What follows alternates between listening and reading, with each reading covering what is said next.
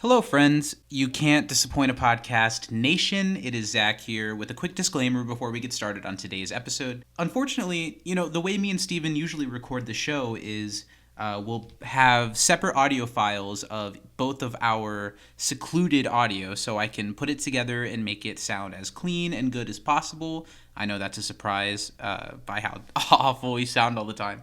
Unfortunately, this week, for whatever reason, only the first hour and so minutes of my side of the conversation was saved. So instead of re-recording the episode and giving you like a reenacted version of the conversation that we had, I've decided to go back and take the archived Zoom call from when we recorded the episode, the audio from that, to put together a complete version of the episode that we recorded as it was intended. Because of that, at about an hour and 5 minutes into today's episode, there will be a noticeable change in sound quality. So I just wanted to let you know. I think it's a great episode, and I wanted to set up your expectations before we got started. Let's hit the big old play button and get things started.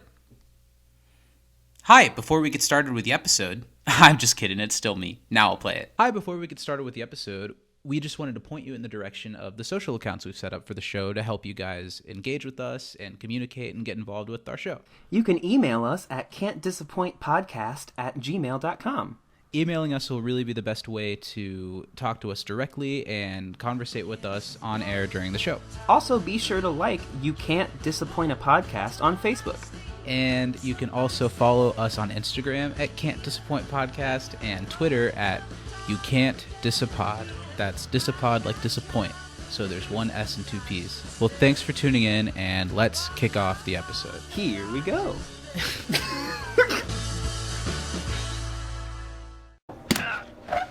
Busted!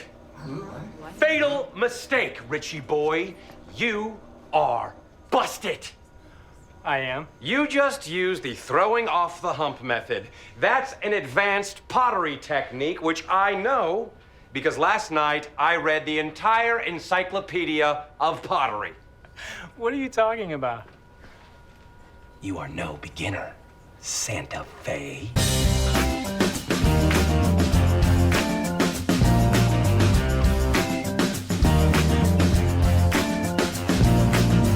All right, let's do this. All right, let's diddly daddly, Skidio. Let's do whatever that means. Hi everyone, welcome to You Can't Disappoint a Podcast. We're back again. I don't know why I always say that as if like they're expecting something to happen. I don't know. I think that it's a surprise that we've gone now 19 episodes of this show. Well, not 19 yet. We'll see. We'll see if we get through this one. Well, Ooh, that's a fair point. I'm being a little too optimistic, Zach. Sorry about that. Thank you for tuning in. I'm Zach, and if I stopped doing everything I was bad at, I wouldn't be here right now. And I'm Steven, and I've never sailed a boat, but I can swim. A black person on a boat? I've got to see that. Welcome to the show, everyone. I hope your week has been well. Mine sure has. What about you, Steven? It's been good. I just feel like time is passing so fast right now. Like it's already, when we're recording this, like towards the end of September. Well, I don't know. Time just felt like a standstill for so much of this year, and it doesn't really feel that way anymore. And it's like we're living out the 6 months that we didn't get to live out in like the last 2 or 3 of the year. It feels a little bit. Yeah, it's a hyperspeed. Yeah.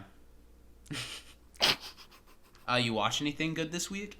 Actually, yeah. So I'm gonna start with live action.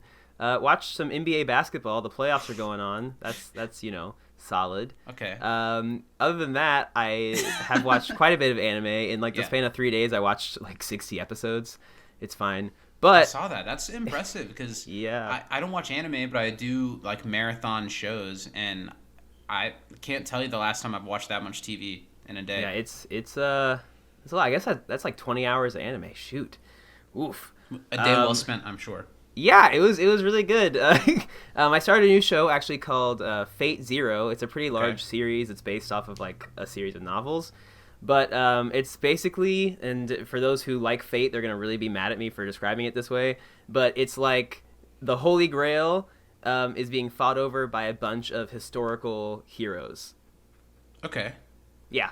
Is that like oversimplifying it? That's why you think people Super would be duper mad? oversimplifying it. Yeah. Okay, well that's fun.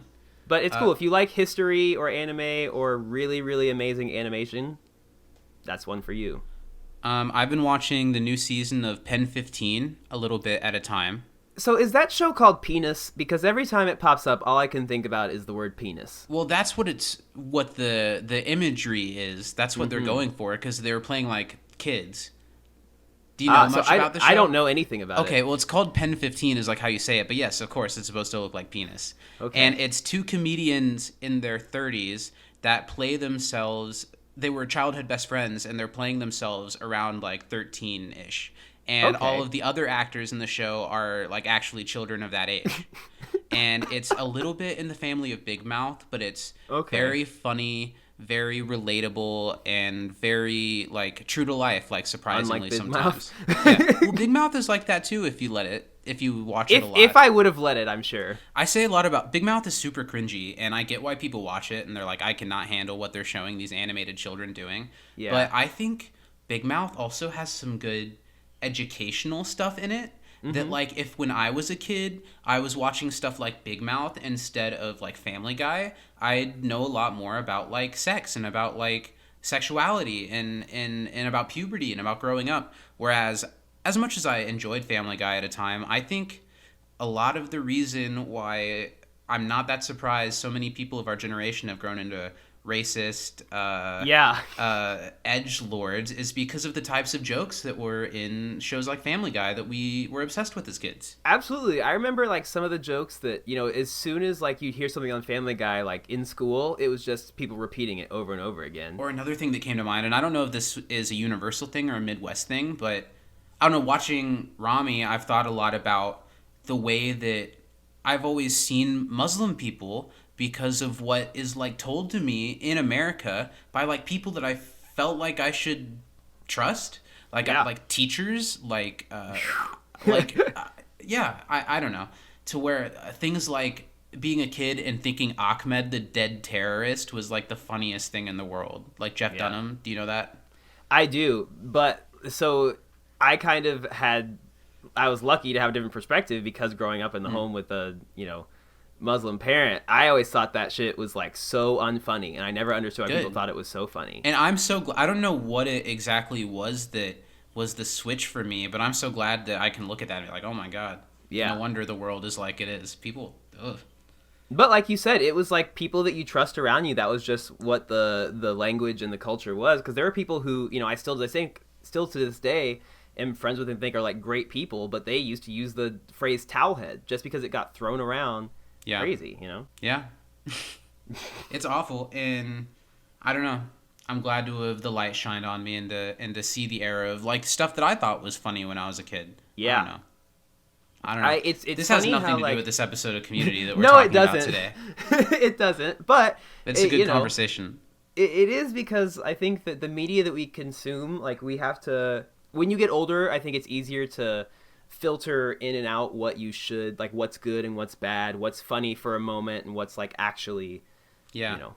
And I don't know, I have this weird divide of where I think that like anything can be funny, even stuff that is like the opposite of funny. I think anything can be made fun of and be funny. It's all about the intent. That's why something like South Park offends me very little. Because of how, and I could see why it does offend someone, but of where the intent seems to come from. I don't know. That's neither here nor there. Shout out to Communities on Twitter.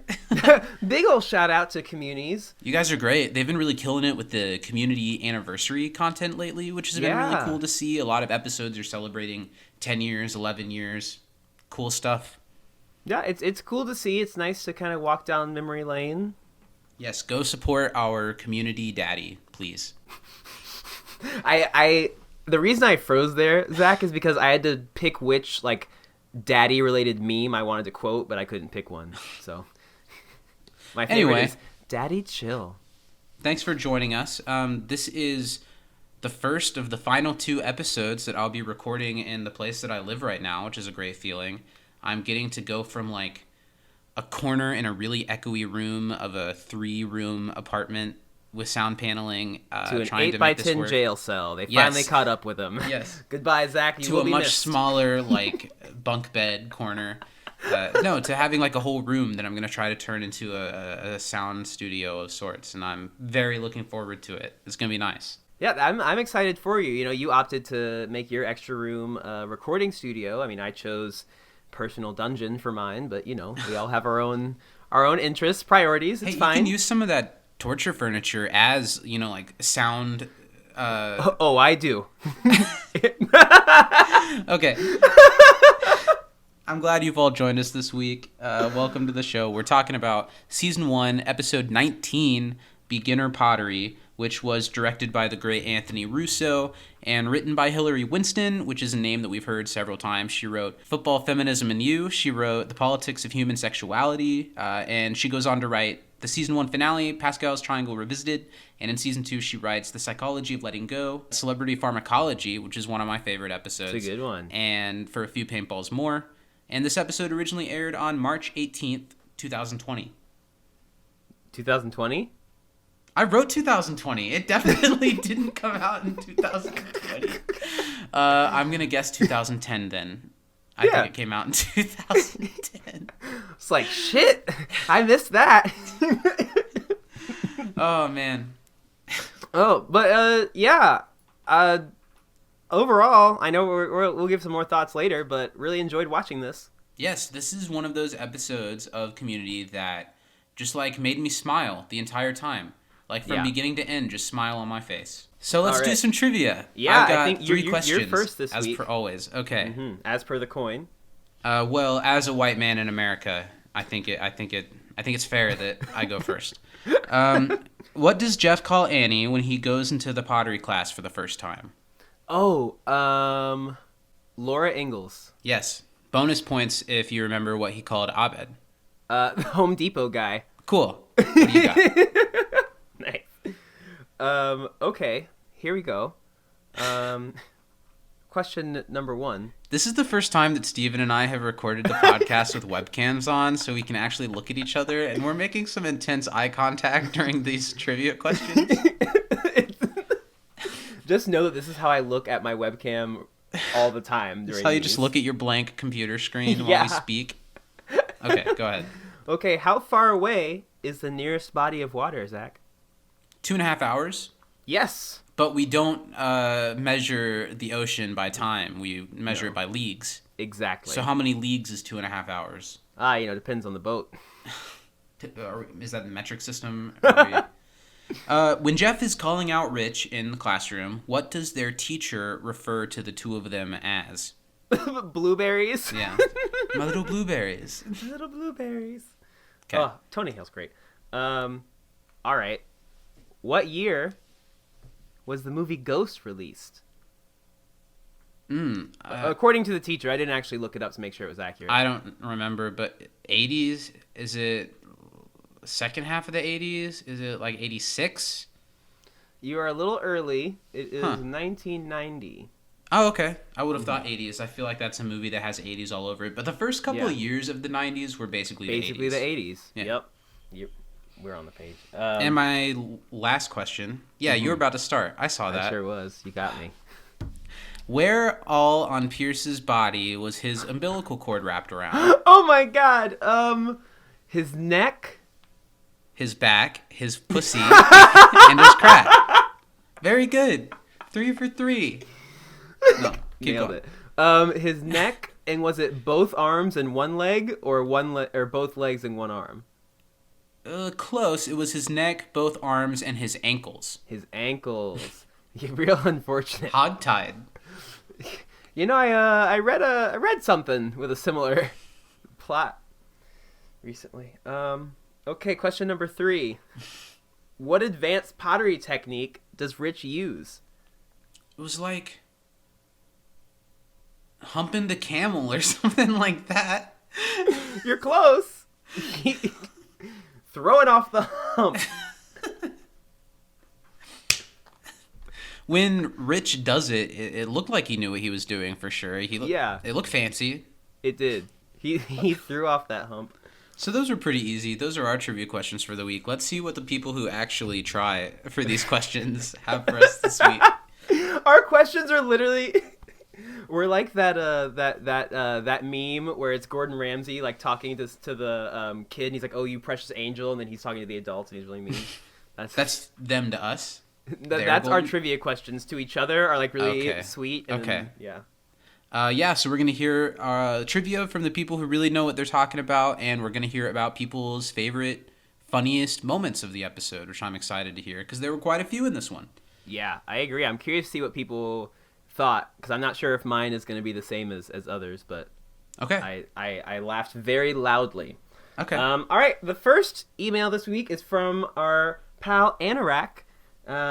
Hey guys, nice hearing your thoughts on last week's episode, Basic Genealogy, and I am already so excited to hear what you think about this one. It's definitely a season 1 highlight for me. You said we should name our favorite scene from this episode, and as for the funniest, she's gonna go with Jeff singing "Oh My Love" at the pottery teacher. Second place is is Troy commenting on Pierce drowning in a parking lot. Those twice. are good ones. Yes. Joel's singing in that scene could use a little work, but it sure was funny. Next time we talk to him, we can give him some pointers. Yeah, like a little flat. Okay, now here we go. But the favorite scene in general has to be the little talk Jeff and Pierce have about failure and that stuff, because even though Pierce is just a horrible person, he does sometimes kind of slip into that old wise man role. And then their MVP this episode is probably Pierce, great character writing this episode, or Troy, just the best, his lines work perfectly, always a valid answer. Thanks for including your MVP. I like that. Yeah, I'm right? always down for that. I think Pierce had a really strong episode this episode for someone who's usually like I do too. not in that conversation at all. Mm-hmm. They also go on to say that Jeff had a good character arc, but definitely acted a little too bad to win MVP, which I second that opinion. And then here are the trivia questions. Bring them on. All right. Question number 1: what is the name of the sailing teacher? He's played by Lee Majors. Yeah. With both of the teachers, I had trouble picking up either of their names. I don't remember who Tony Hale played. He might have said it in that opening monologue, but Yeah. it didn't stick. And I'm not sure about the sailing teacher. What is it? Professor Slaughter was the sailing one. Yeah. I wonder if that's a play off of Slater. If they just It sounded come like up with it, anything right? better. Okay. Yeah. Okay, question number 2: where does Rich come from? Well, his medical residency was in Santa Fe. Is that what they're looking for? I or think did he so. give away his birthplace Well, as well? Jeff says that he's from Santa Fe when he's talking later on. Santa Fe. Santa Yeah. Fe. Santa Fe. Ho, ho, ho. Question number 3. Where did Chang get robbed?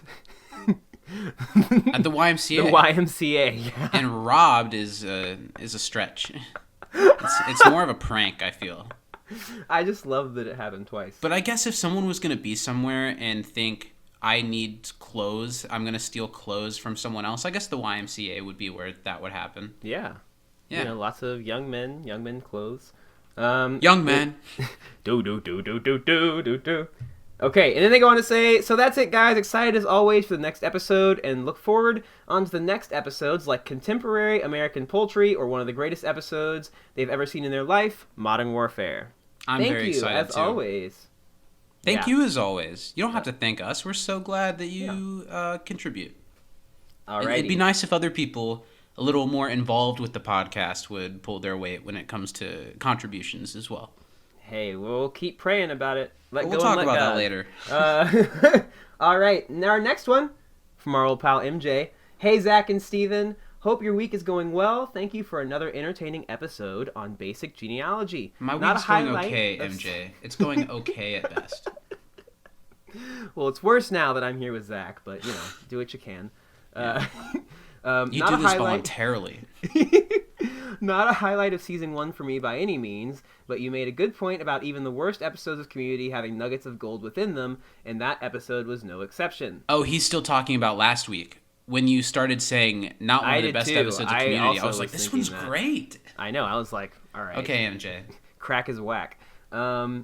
Excited that you guys are going to do a deep dive into what I think is a very underrated episode of Community. I don't see a lot of people mentioning beginner pottery as one of the greats, but I think it is one of the best episodes that actually focused on the study group's lives within Greendale.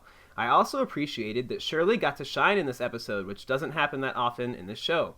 And of course, Tony Hale was hilarious as always in his brief cameo here. To answer your weekly question, I think that my favorite moment of the episode was when the SS Nose Candy went to rescue Pierce as his boat sinks. Mm-hmm. And there are parentheses around rescue Pierce and sinks. Mm-hmm.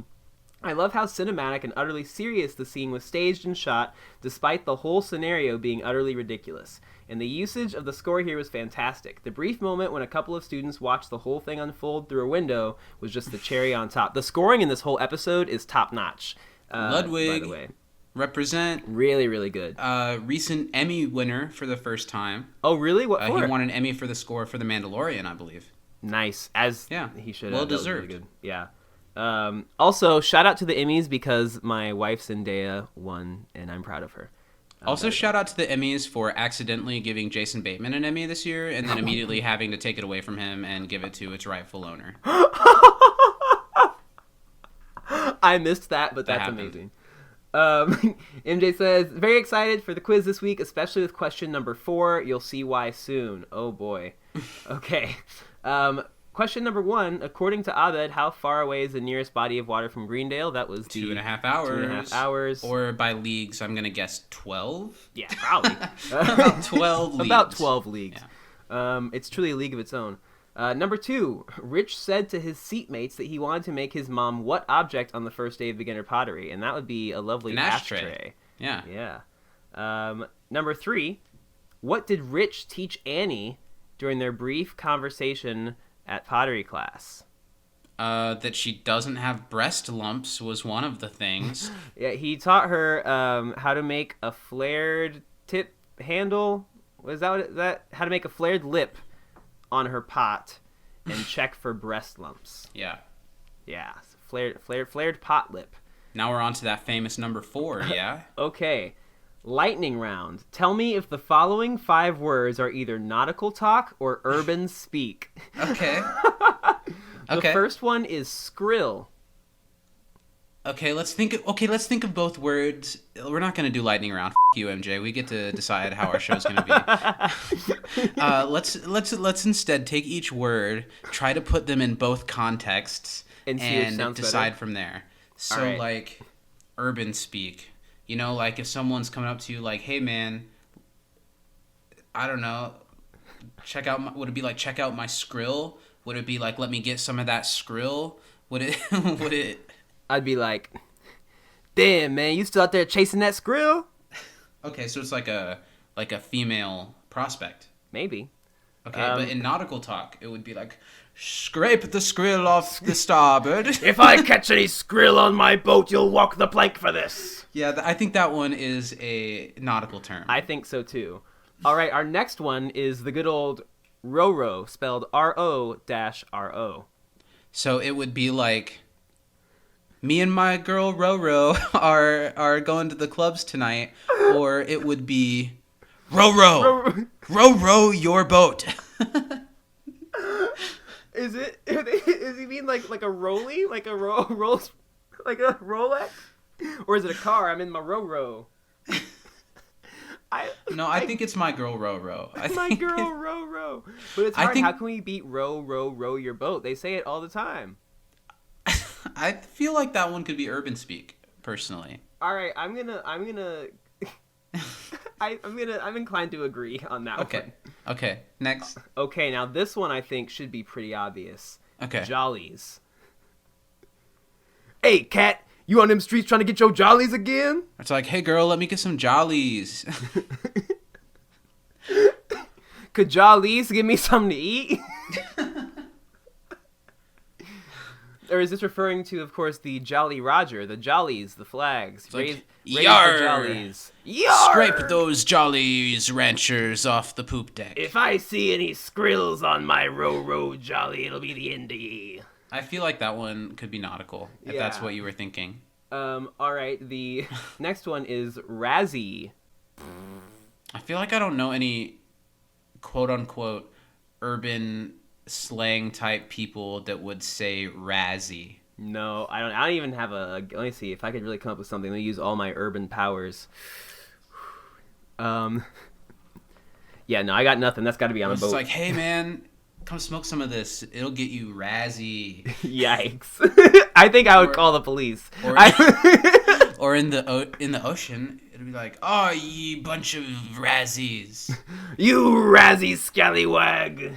Or is it a verb like, you better razzie the JoJo Raleigh? The mast is at half razzie. There's a storm ahead. There's a storm ahead. All right, and this one is, the last one, Zach, is something you know a lot about, and that is crunk. So are we thinking like, hey man, let's get crunk? Are we thinking like pull the lever crunk? Are we thinking like, yar, crunk the plank out. Someone's about to be walking. Well, obviously, Zach, if you were a real pirate, you would know that crunk is the past tense of crank. You'd be like, what happened to John Jameson? How did he die? Well, he crunk the JoJo too hard, and the Raleigh rolled over his skrill. I thought the one who was to crunk the sails was John Boy was on the chore list this week. Bootstrap Bill, you're a liar, and you'll spend an eternity on this ship. I think it's urban speak. Yeah, that's going to be urban. That was fun. Thank you so much. That was a lot of fun, for that, MJ. All right, number 5. What book did Jeff claim to have read the entirety of to determine if Rich is really an amateur potter? The entire Encyclopedia of Pottery. It was the Encyclopedia of Pottery. Absolutely. And then we already answered this one earlier, but bonus points, you can name the advanced pottery technique that tipped off Jeff, and that would be humping the camel. He could see that. He could see Rich humping that camel from miles away. That's it. That's exactly it. That's the correct answer. All right, number 6. Complete the quote from Professor Holly. That must be the character. Tony Hale? Mm-hmm. Congratulations, you failed a class so easy that blank. And that is that people that walk by or get whatever. A contact credit. Yeah. Yeah, that's good. All right. What were Shirley's last words to Professor Slaughter when they steered their boat into an electrical storm? I don't know if they mean maybe the ship went down, but at least she went down with honor. Is that what he means? I think it was Yar, Professor. Me, Row is off the razzie. To Skrill! Number 8. How did Rich's brothers die, according to his Bates-esque inner monologue towards the end of the episode? In a freak roller coaster accident. Yeah, it should have been him. It should have been him. Yeah. And then it says, don't ruin a perfect week, MJ. Well, too late, MJ. Yeah, everyone was having a real good week, and then they pressed play on You Can't Disappoint a Podcast. Yeah. So, real quick, what was your funniest moment this episode? We've both said that we liked it quite a bit. Mm-hmm. Okay, for me, the hardest laugh I had, because it caught me so off guard, was when Pierce gets taken away by the sail, and Troy yells, he's ghost riding the jib. That, for me, is what really pushed me over the edge. There were a lot of funny moments. Broad, because this was one of those episodes that I just smiled the whole time, and there wasn't like a moment that like lost me laughing. Not to say that I didn't laugh at every joke, but there wasn't a moment that like really caught me off guard. So I think just Professor Holly, I suppose, Tony Hale's first monologue that he gives, and just the way that Tony Hale does such great like neurotic character work, and the way he like kneads into the clay as he's saying his piece, I thought was very funny. That even in just like a small little bit role, that Tony Hale like ate it up. There was a moment where he like is holding the clay over his head, and he's like, "So I had to institute a no tolerance policy," and it's so good, so good. You ready to get into this thing? I am. Can I make a really bad confession? Okay. I have to pee. Okay. Perfect. Go pee, and we'll just let it run. This is great. Look at us. We're moving on up. Yeah. 2 hours later. So the episode opens up with Shirley walking into the study room and complaining about like having to ride a bus to class and how she has to get up so early to get to class because that like so early that she can see the late night Cinemax programming. How early? Funny. How long of a drive? Where does she live? Well, that's what I was gonna ask, because isn't that like it's around like 3 a.m. right? 3, 4? I say earlier than that because Earlier? I Okay. definitely stumbled upon this stuff when I was young. Well, I didn't so want it'd to be on out at you, like but I knew 11 that or you 12. had that in your 'Cause home. I wouldn't be up that late like on a school night, you know. No. Wow, Shirley, you really burning the midnight oil to get in, huh? Yeah. So does she live really far? Is it just a really long bus route? Maybe, but also like what? I don't know. Because I remember in high school, I lived right up the street from our school, and the bus would be like an hour and a half, 2 hours before school, and I was one of the first pickups. Oh, that so sucks. they'd leave the school and pick me up first, and then I'd have to drive while they picked up everyone else. So I just walked to school because it was like a 10-minute walk. Much easier.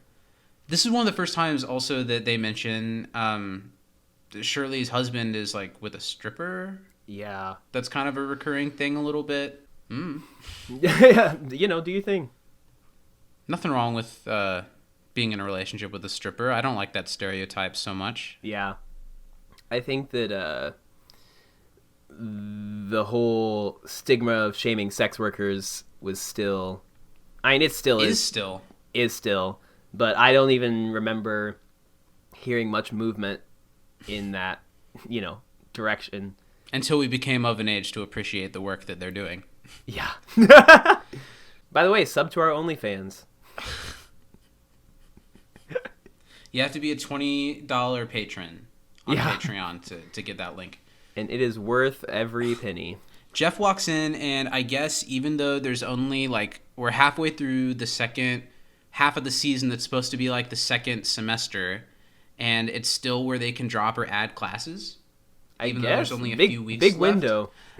So Jeff is announcing. He announces it really strangely when he's like, "Hear ye, I do declare, Jeff Wingers." You know what I mean? Was that supposed to be a reference to something, or was he just being? I think flamboyant. He was just being flamboyant, at least as far as I could tell. And he has the perfect blow-off class for everyone, pottery. Yeah. Which is where this episode thing... I don't think I would ever think of pottery being like a blow-off class. I feel like it's definitely something I think that that sounds interesting, but it's not a skill set that I have.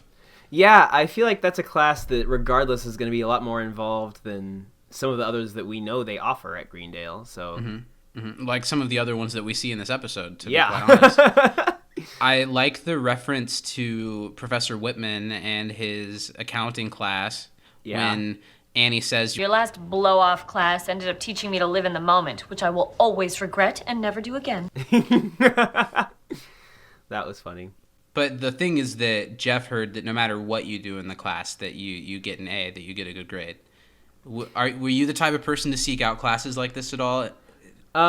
So here was my issue in high school, is that I would have loved to seek these classes out, but due to the fact that I was an asshole and wanted to be in as many band classes as possible, I didn't really have room to do that. Yeah, those were your classes that you could just show up and get a good grade in. It's like how I spent 4 periods of the day in the choir room. Yep. We knew what we were doing. And I think there was a semester that I didn't have a math class. I didn't take math my last semester either. Yeah. Wait, I didn't take math at all my senior year. Honestly. Yeah. Senior year was great. Because we could take physics instead or something like that. Because then we went to college and it was like, oh shit, there's math again. And I couldn't do it and I didn't stay in college. Well, see, that's why I decided to be a music major. Because then they were like, you don't have to count if it's past 8. That's fair. Yeah. That's fair. So Jeff is really trying to win everyone over to come do this class with him because he doesn't want to do it by himself. And he likens it to a redhead that loves scotch and Die Hard. And the class is someone who they should all want to get their number. Yeah, I mean, I see the appeal. I'm not saying that a redhead who likes scotch and Die Hard is not, right up my alley. But it's a pretty specific reference there, Jeff. I think... But for once, Jeff isn't the voice with the most sway in the room, because then Pierce shows up wearing a really great costume, from the light pink shirt to the hat. It's all phenomenal. Yeah, and he just, I think ahoy! the white pants and it just all really works. You know, I'm really proud of the costuming department here really shining. You know, this is just preparing for the greatness that they have with the Dean later on. They're testing out some ideas on Pierce. I like it. And I know from the commentary that they say that Chevy hated like everything they made him wear. So I imagine he got this and he was like, "Whoa, Armin." It's like, are we sure this is necessary, or can I just wear the Can I just wear a vest again? And he says, "Guess what class I signed up for?" And they call him the captain, like Captain and Tennille. I thought it was a pretty funny, if That's not a dated reference. Funny reference, yeah. I've never watched the show, but I got the reference. Was it a show? Yeah. I just thought they were like a music artist. Oh shit! I thought it was a show. You Can't Disappoint a Podcast, brought to you by people born firmly after 1995. Yep. Last week we were talking shit about 9/11, and we were barely alive when it happened. We quite literally were, weren't we? Oops. And I like Pierce's reaction when they call him, like, Sing with the Teal. He's like, ha, hey, sailing. It's serious. Sailing. And that's when they all talk about the nearest water being hours away, leagues, as we talked about. Leagues. What were you going to We don't say? measure water by hours.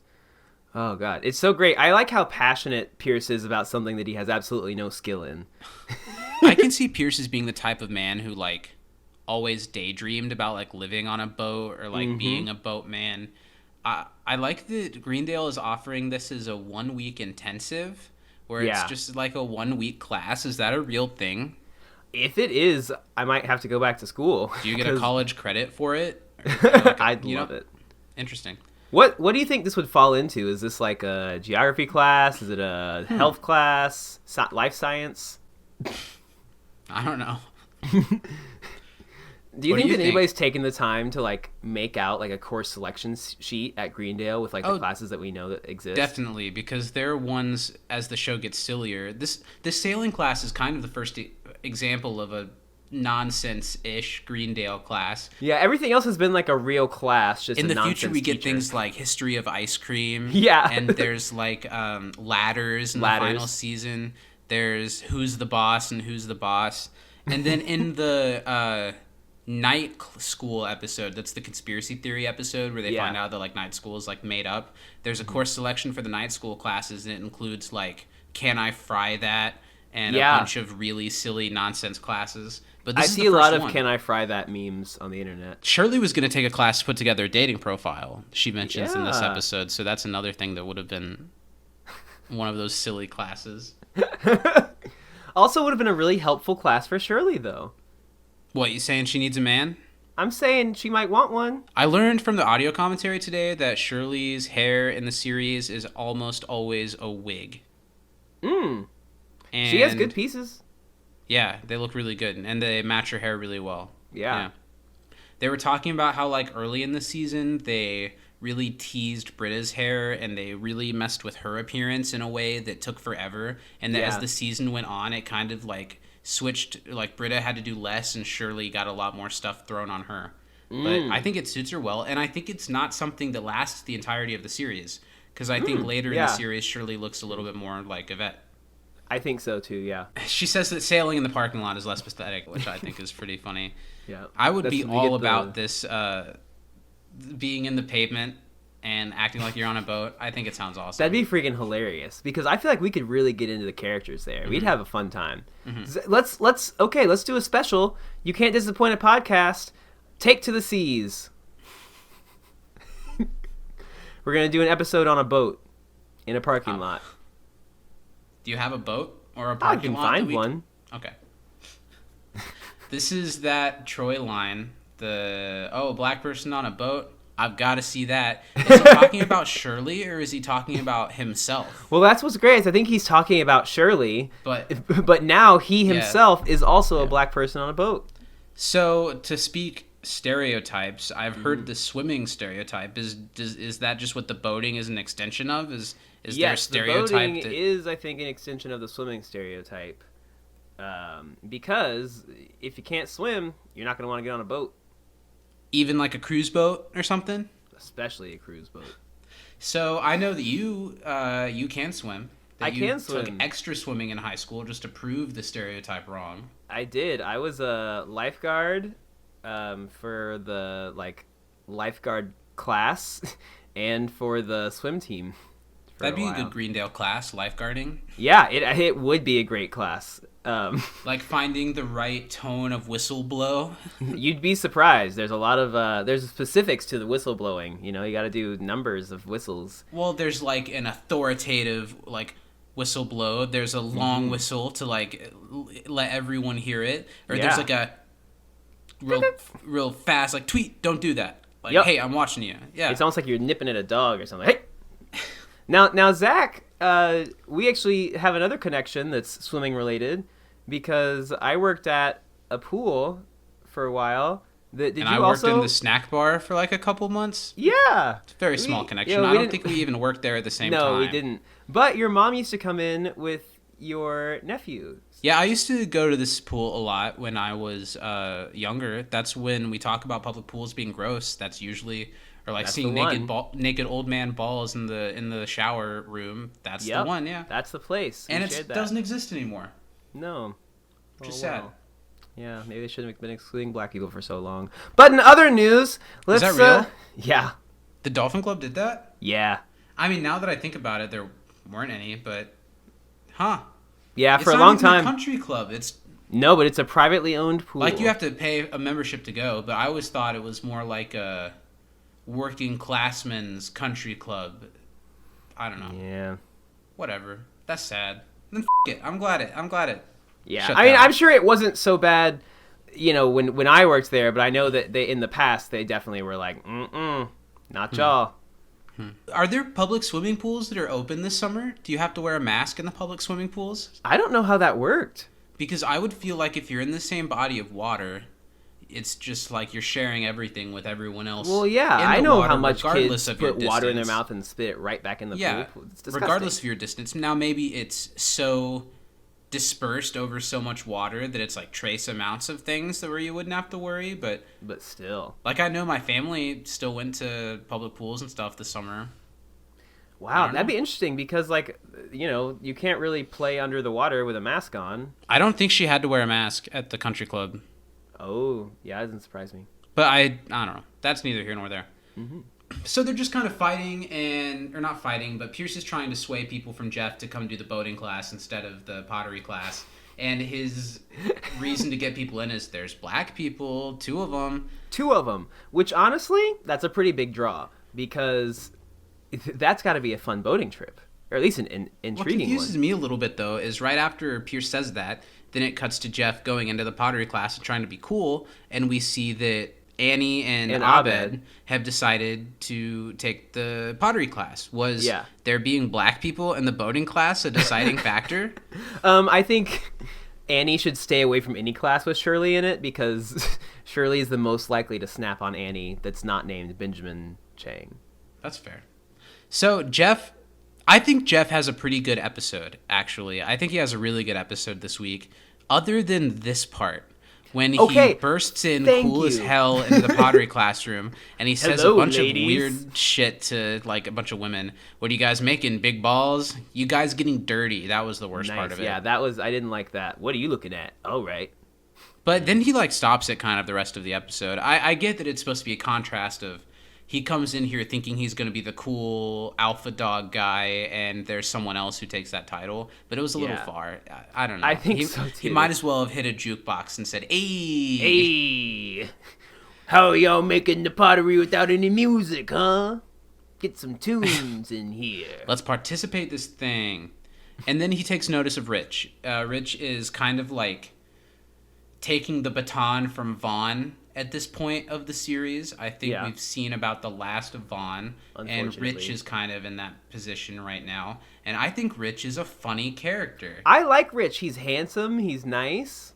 The actor Greg Cromer has been a character actor in a lot of things, and he was in something that we watched together. He's he's in Better Things.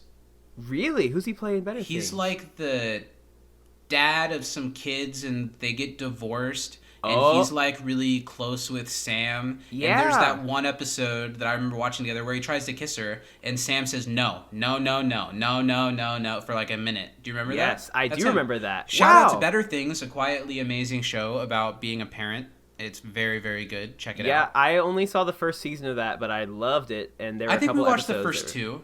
Oh, did we watch the whole first two? I think we watched the first season, and then we watched the second one like weekly, like together as it aired. Because I remember sitting in Steven's bedroom and us crying together. Crying at the episode where the three daughters... Yep. And it was like an episode about being a mom, not like we, you know. That's a really good show with Pamela Adlon, who was the voice of Bobby Hill in King of the Hill.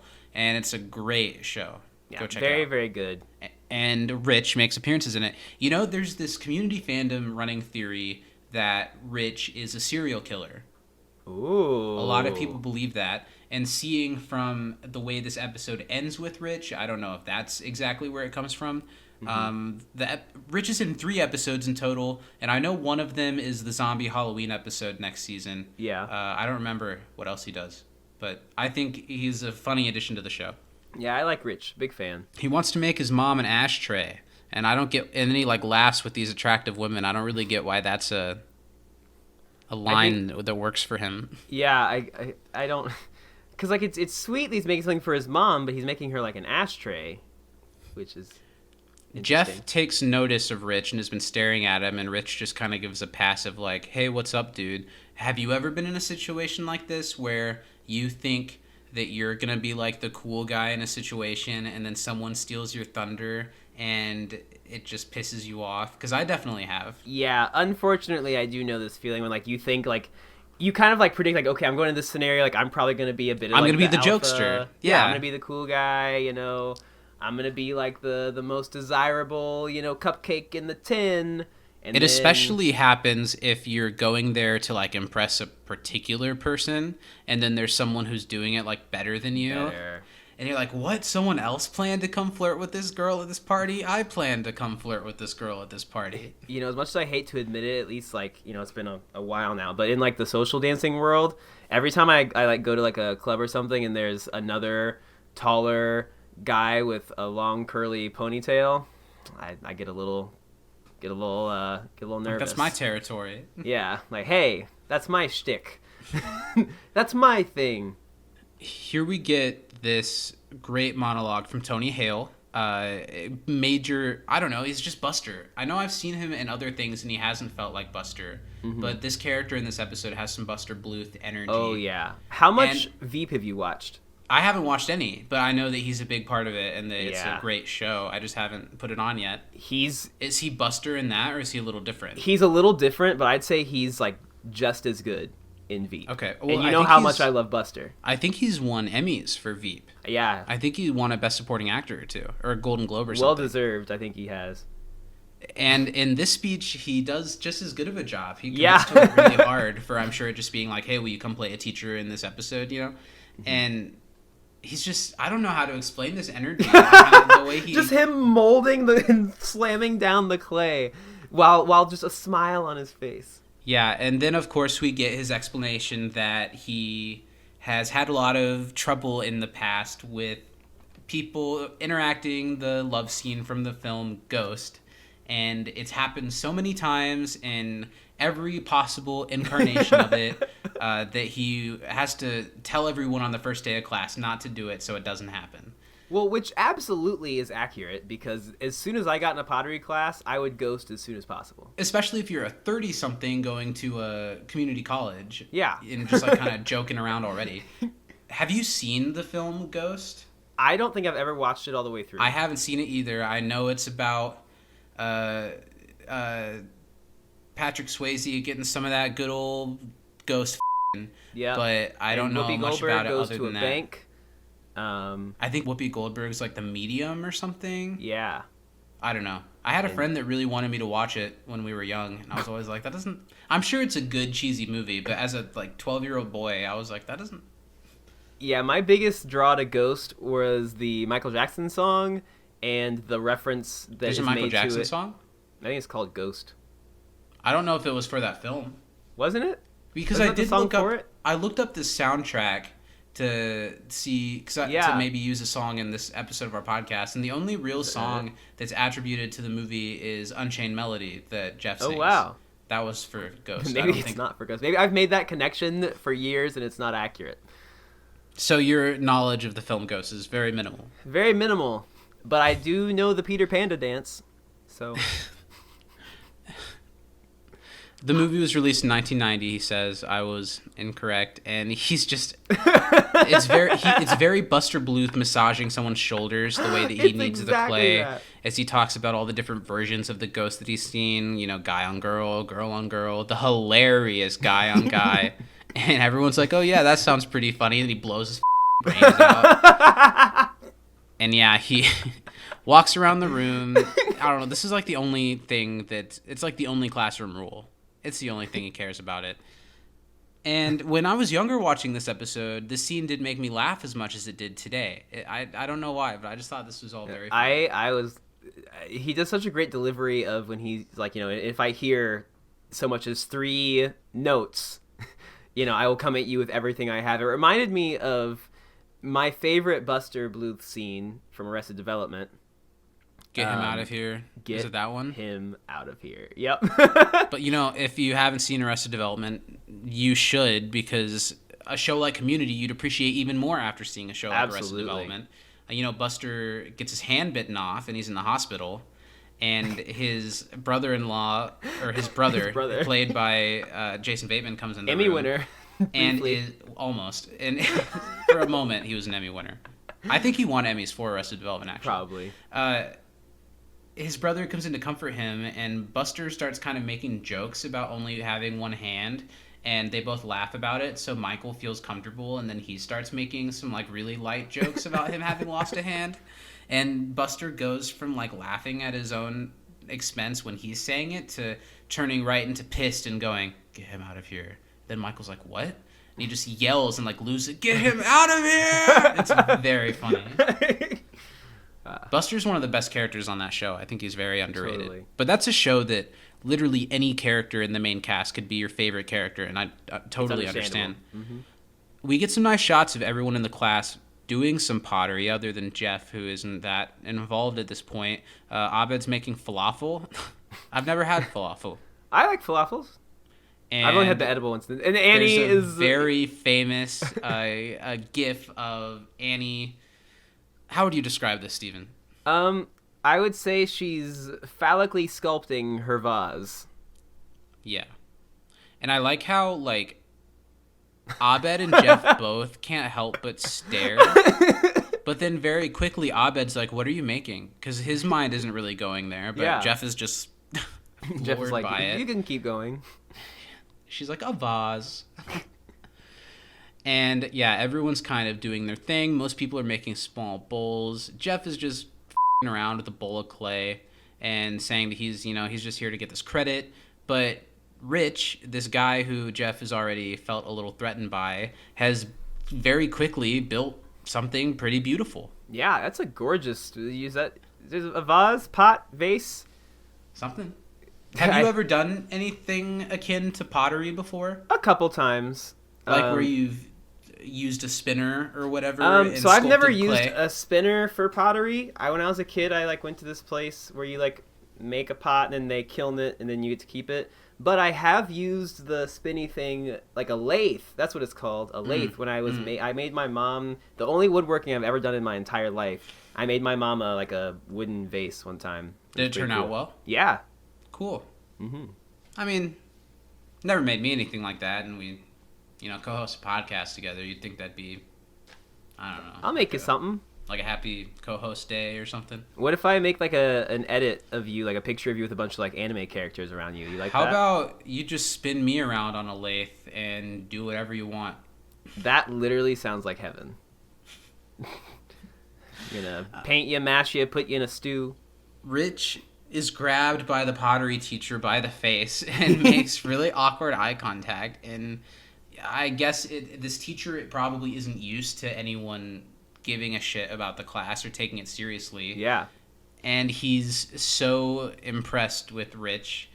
Meanwhile, Abed is narrating what Jeff is thinking as he's feeling like he's not the alpha in this situation. Abed's off screen at first, talking what Jeff is thinking, and apparently this was a little reference to Arrested Development. That's why they included that, was to do a little bit of Ron Howard voiceover. Then Jeff could be like, "Come on, don't do that." Okay, so that makes more sense, because at first I thought it was a dig at Scrubs, but it makes more sense that it's a reference to Arrested Development. I like right before the theme song hits, Abed's like, "Yeah, you're right. It is kind of a trope." Then still no full theme song. We've only gotten the full theme song probably less than 5 times this entire season. Yeah, it has probably not 3 or been 4 very times. much. It's sad. I don't remember it being that way. I don't either, but I remember when I watched through The Office, for the first time since watching it on TV, that was the case as well. Instead of being the full theme song, it would just be like, "Bah." Yeah. We cut to outside Greendale, and I feel like from this shot that we see, you can really tell that it's a production lot and not a school. There's a really funny visual of Pierce trying to christen the boat by banging around a champagne bottle on it, but he can't get it to break. Which is hilarious. Troy's line is even funnier when he's like, "Man, if I tried to do that, I would have broken the bottle by now." He's so good at it. Troy in this episode, this is one of his strongest one-liner episodes for me. I mean, they're all great, so? but this is a return to I don't know if I think it's one of the strongest, but I think it's a better one after he's been a little bit less. He's been a lower profile a little bit the last couple episodes. It's definitely a return to form at the least. Professor Slaughter shows himself and introduces the SS Nose Candy to everyone that they purchased through government auction. And this is played by Lee Majors, who has had a very extensive filmography. He did a lot of television in the 70s and 80s, shows I think I saw The Fall Guy, and there was another that I'm forgetting. And he's done a lot lately. He's just one of those people that's continued to act, to be in films, to be in TV shows. And he does really well here. Yeah. This is a pretty silly thing, and he takes it dead seriously the whole time. He does a great job. He does a great job of painting this imagery to everyone that what we're doing isn't silly, and from this moment forward, you have to consider the parking lot to be water, and if you drop, you lose, you die. And from this point forward, everyone just kind of gets on board with it and sees it that way. Which I love that everyone commits. I also think that they chose a really good group for this. Yeah, I as like much how as it was Britta's kind of minimally used, but I love that Starburns is there. Well, I like how it's just the study group members, and then I'm sure they were like, "Oh, well, someone else would probably be in the class too," so they're like, "Just throw in Starburns." Just throw in Starburns. The professor assigns Shirley as captain, which Pierce is pretty upset about because I think he was expecting, he dressed the part. That he would did. be given He brought the captain role. outfit. But good for Shirley. I think, who said it? MJ, that this was a good Shirley episode? I agree. I agree, because usually when Shirley's in the forefront of the episode, they really make it a big deal about her being a mother or her something really stereotypical Shirley stuff, when this is just the character gets a moment to shine, and it doesn't have anything to do with I don't know, you know what I mean? Most of the other characters get stories that aren't about Jeff being a lawyer or it's about Jeff and his own person. Yeah, exactly. They do a good job of that with Shirley in here, and I think Yvette Nicole Brown does a great job acting in this one. I think so too. Now we're in the Spanish classroom, and this brings up the other point that I don't remember if it was Anorak or MJ that said it, about how this is a really good day-to-day Greendale episode. It is. It's not a crazy. I mean, as zany as the things that happen in this episode are, it's not a G.I. Joe episode, or it's not claymation, but it's just such a good Greendale daily episode. I really like that it shows the class hopping that it does, because usually we'll get a scene in the Spanish class and then they do their thing, or it'll be that it's an episode about a class and it'll be they only show one class. That class, but here we see them in Spanish class, we see them in pottery class, we see them in sailing class, and we see them study in between. I think it's cool. I think they should have done more episodes like this. I think so too. Pierce is explaining as they walk into Spanish class that, he really should have been the captain because he has more experience. And he talks about commanding a jet ski through an electrical storm and only having one casualty when, you know, it was only the two of them. So Pierce, like, killed his friend on a jet ski, basically. Saved half the crew. He's found a way to remember it in a way that, like, he was the hero of the situation. Hilarious. And the pottery people are giving their experience too. Annie's talking about the pottery's fun. It's kind of hard, but Rich is really good at it. Prompting Jeff to walk in while, you know, people are talking about Rich and pottery class. Yeah, Abed is like on it from the beginning that Jeff is like really bothered by this. Well, when is he not? He Yeah. like narrates it like as Jeff is realizing Right? it for the first time. And I love that Jeff like he tries so hard as he does to act unbothered and act cool. Reasonable that, you know, it's a blow off class, so I'll blow it off. Who cares? And I'm not good at it. But it's very clear that that's not how it is. And I really think that Jeff's intention was to go in there and do absolutely nothing, but he just can't take... Now that there's another attractive dude in the class that's good at it, he can't handle that he wasn't good at it. Yeah, or he's that like, he "Hold didn't on." want to try. Yeah, If Rich hadn't been in that class, he would have been so fine just slurping on his drink that he had with his sunglasses on the whole time. And throwing around his ball and making his participation badge. Mm-hmm. There's a line here that's really irrelevant where Jeff is talking about not being cool and making mud pies. There's this Netflix sketch comedy show that we watched a couple episodes of together called I Think You Should Leave with Tim Robinson. One of the funniest like little one-off things I've watched in so long, and I know exactly what the hell you're talking about. The skit too. that I'm talking about Yes! with the mud pies? With the mud pies. I don't know which one of those I watch the most. I go back to the one with the door quite a bit, which I think is the very first one of the show, right? Where he like is opening the door the wrong way. He opens the door backwards. Mm-hmm. No, it's okay. I was here yesterday. It opens both ways. So I can't find on YouTube just a video of that sketch, but they're like 10-minute episodes and there's like 8 of them or something. Go on Netflix and watch I Think You Should Leave. It's absolutely hilarious. Some of the best sketch comedy I've seen in a long time. And it'll make you understand why I really laugh at the phrase mud pies. I think you showed me first the clip that you showed me to get me like excited to watch it was still my favorite one, but it's the old guy with like the car. They're like a car focus group, and it's like this old man giving ideas for what they should do with the car, and they're really ridiculous. Just go watch it. Go watch it. So good. So Jeff's making mud pies. Mud pies. And he is downplaying Rich to everyone. He has to, like we said, you know, he has to justify that he doesn't really feel bad about this, even though he does. He uses the phrase cat's pajamas, and Pierce, who is just on fire this whole episode and like isn't the brunt of anyone's jokes for the most time, he even chimes in cat's pajamas. Okay, Pierce. Good for Pierce. He got a little win there. The exchange from Jeff and Britta here is really funny when Britta brings up, Somebody's mommy gave him too much praise. Man, so did someone's psych teacher. Which is such a good two-sided burn there, because both of those statements are very accurate.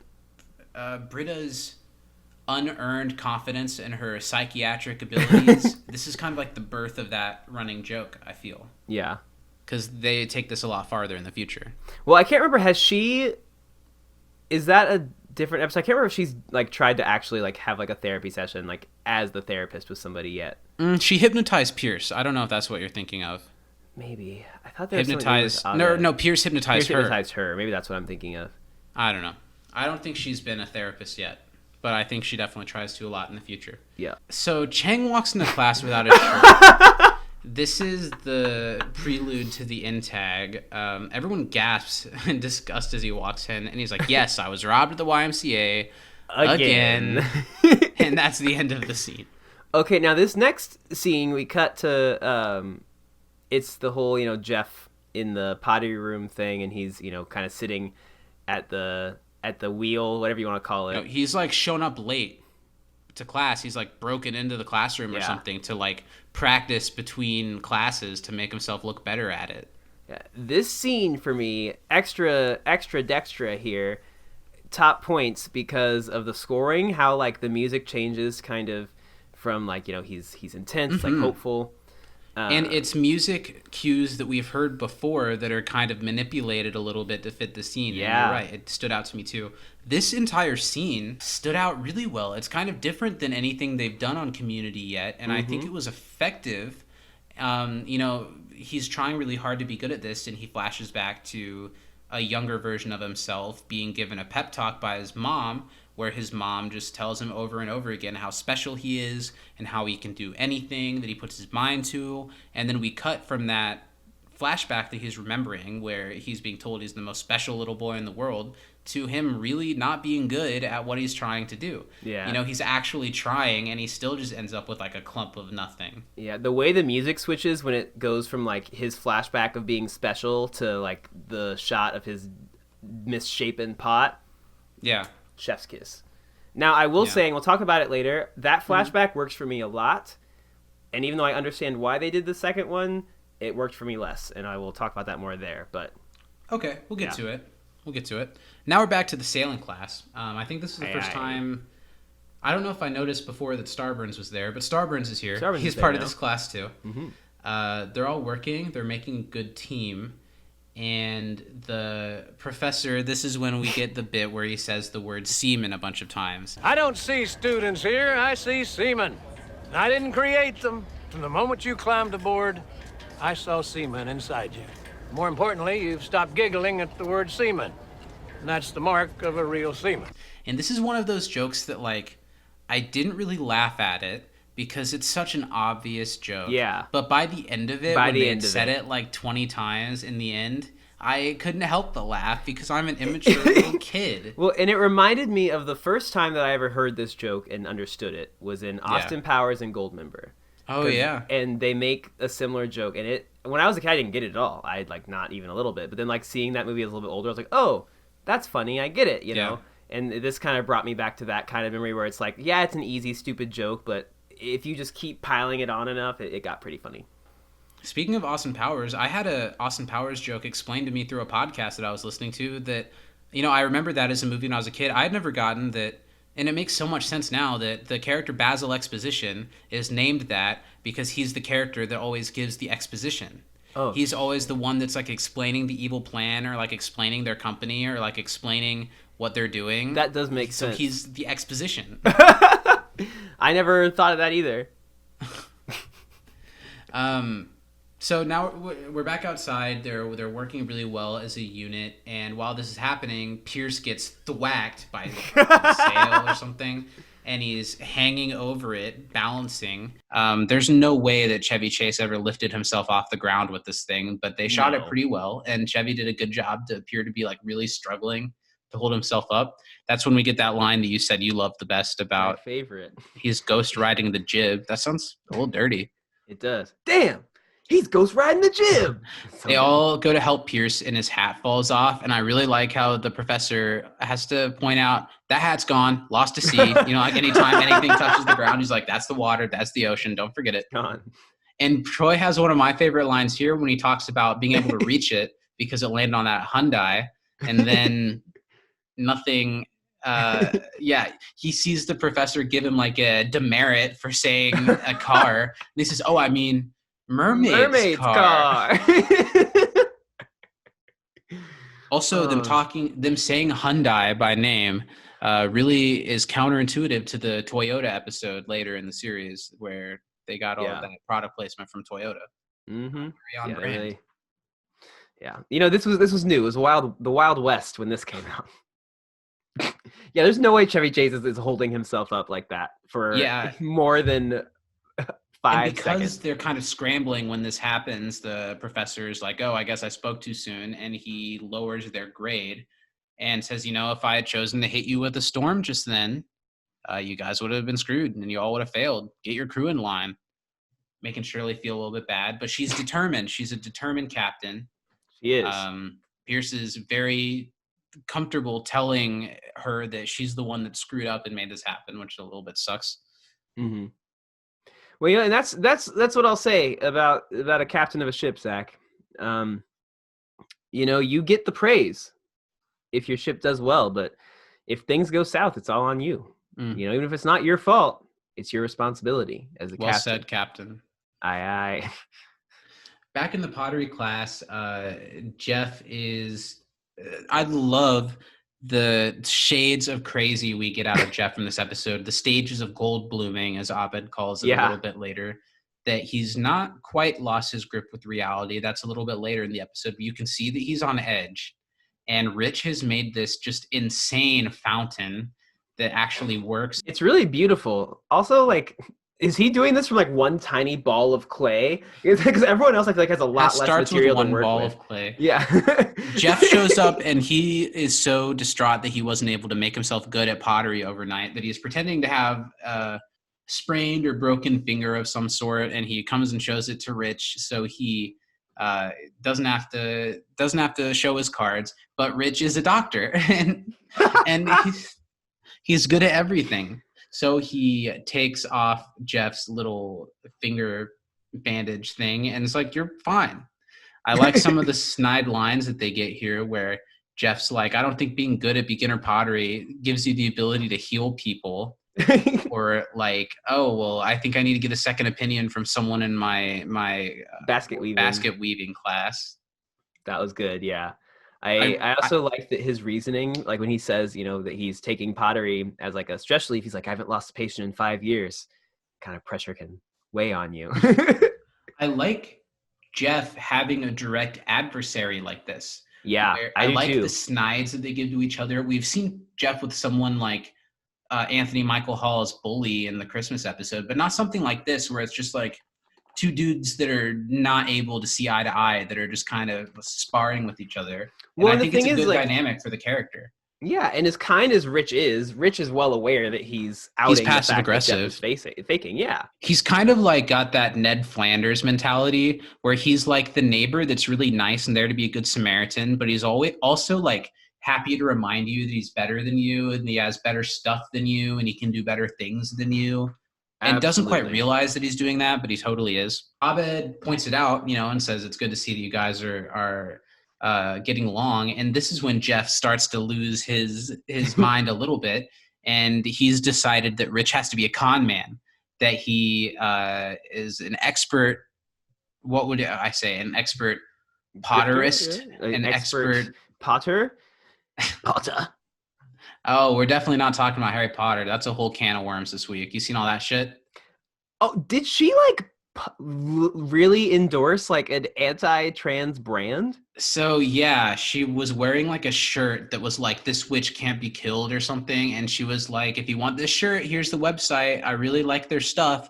And then if you look at their stuff, it's just a couple of like slides away from seeing stickers that are like feminist protest type stickers that are like stuff saying awful shit about trans people. And because the thing I saw was it was like trying to claim that like the trans movement was like taking away from feminism or something like that, and I was like, there was stuff like that. And then there are other products on the thing, such as like mugs that say proud transphobe and things that literally say trans women are men.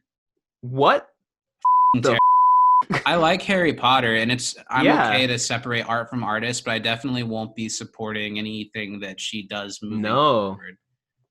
Why did we talk about that? Oh, Potter.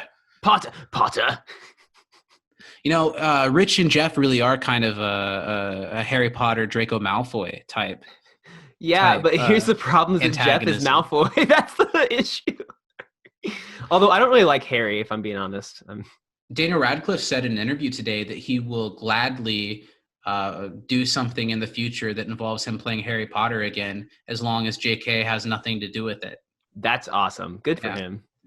But yeah, Jeff is really convinced that Rich is pulling one over on everyone. He's an expert Potter. Jeff says it right there, and I couldn't figure out the word. Abed always has like the perfect points to come back with Jeff. He's like, well, why would he join a beginner's pottery class to prove that he's cool to people? Why wouldn't he just say, hi, I'm a doctor?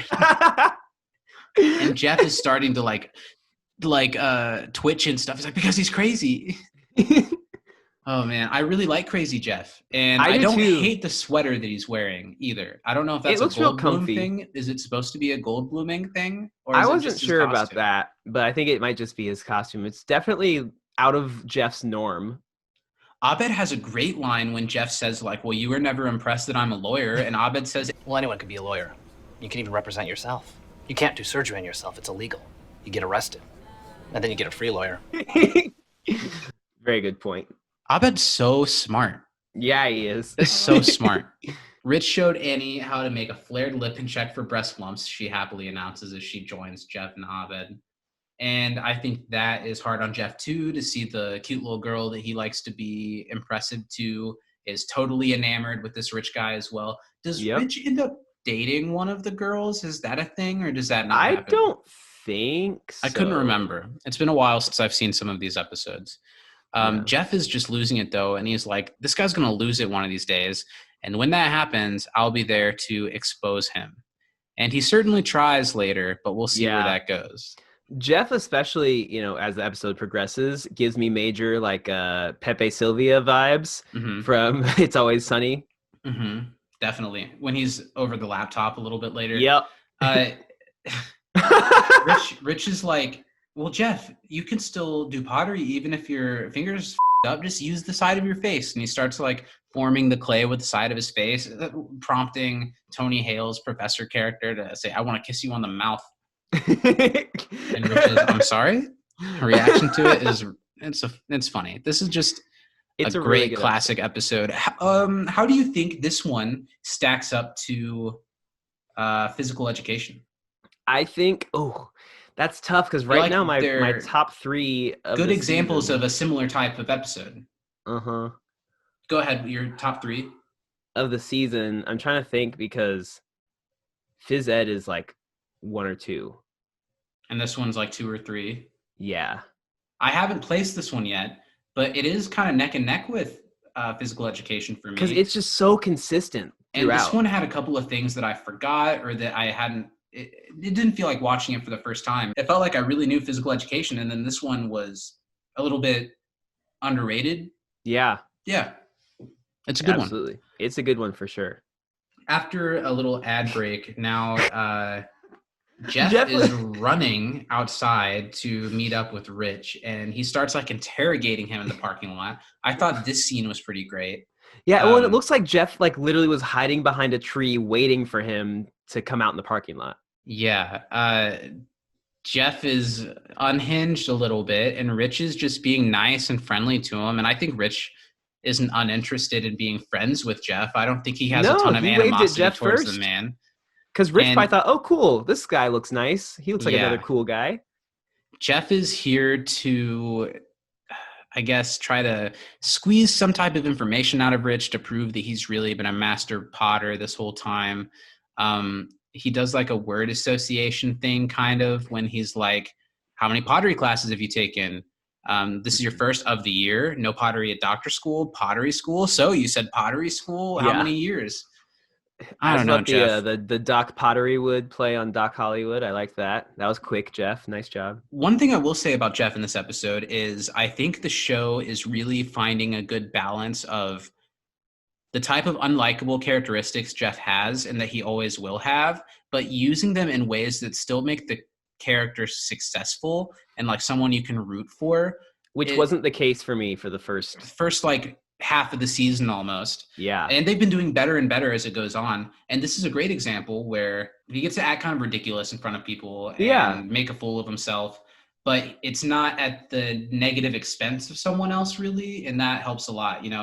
This plays a lot better than him saying Abed has Asperger's in the pilot or a bunch of, I don't know. Speaking of those early episodes though, I miss Duncan. Where's Duncan been? He's only in these first couple seasons, and he's just driving around in Jeff's Lexus. Living in it, probably. I really like Rich's line when he says to Jeff, I feel like I'm being interrogated by someone who doesn't want to know anything important. And Jeff finds out that Rich has a New Mexico license plate, that he spent some time in Santa Fe, and then he kind of leaves with that information as if now he's really got him. I would cut to Jeff in the study room. The desk is littered with tons of books and papers, and he's on a laptop. I get that he's probably researching online to find if he can find anything about Rich or of pottery schools in Santa Fe, that kind of thing. Why does he need all these books? He's reading about pottery. He's reading about pottery, but why? He's taking it way too far. And I he does all this research, and none of it is I want to be good at pottery or I want to learn about pottery. He just wants to beat this guy. Yeah. He wants to prove that this guy knows pottery. Joel does a great job here when he's like talking to himself with the laptop and you don't really hear what he's saying. And then when he's like doing crazy stuff with his hands, like having a conversation in his head while the rest of the study group walk in, Joel does really well here. Abed, Britta, and Annie walk in asking him if he slept there. And he's like, oh, only a couple hours. Talking about Rich, where Rich is from. Britta has her Can't Be Crazy Town line because you've gone to high school together. I also like Britta's purple shirt. Shout out to the color purple in general. To the film, The Color Purple? Sure. Yeah, and Jeff has this stretch that like, oh, since he's from Santa Fe, and Santa Fe has a higher Native American population, they eat and breathe clay there. Breathe clay. So that's why he's so good at pottery. I really like crazy unhinged Jeff a lot. Yeah, I like when Annie comes in. Is like, I think you got some of that information from Wikipedia. You're mocking me? You? Jeff is just crazy, and Joel does a great job here. Abed points out here that he's Goldbluming because he's kind of got some of the neurotic Jeff Goldblum tendencies going on. Mm-hmm. And okay, rate Jeff's Goldblum out of 10. Here's something I'll say. Because here this is when he does like, there's a gif of this when they call him Goldblum and he kind of does like a Goldblum thing. Yeah. And I think Jeff's Goldblum in this episode might be better than Abed's Nicolas Cage in season 5. Really? I've always thought in that impression, Abed saying and doing things kind of the right way, but the voice and mannerisms are off. And it's been a long time since I've seen that. So, and this also has a degree of attachment to it, where it's not just Jeff doing Goldblum; it's him being kind of crazy and having. Yeah. But I think it's done pretty well. I think Joel does it pretty well here. Mm-hmm. Give him a score. Rate him. Rate him. Rate him. I don't know. It's 6, 7. Who cares? Okay. 7. Let's go 7. Okay, I'd probably go about a 6. I'm really glad you got that out. I could tell It was really bugging you. It was. Jeff needs everyone to leave him alone so he can find out more about Rich being a faker before class.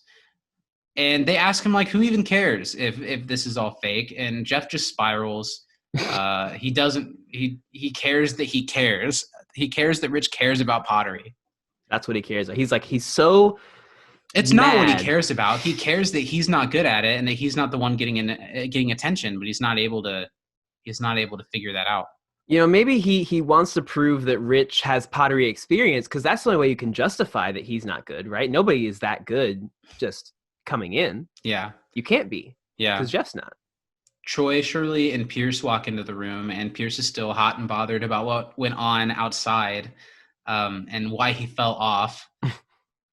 Shirley's like describing why it wasn't her fault and the problems that everyone else has, and mentions that Troy can't swim, but Troy can swim. So was that Shirley just buying into the stereotype herself? Yep. She just assumed.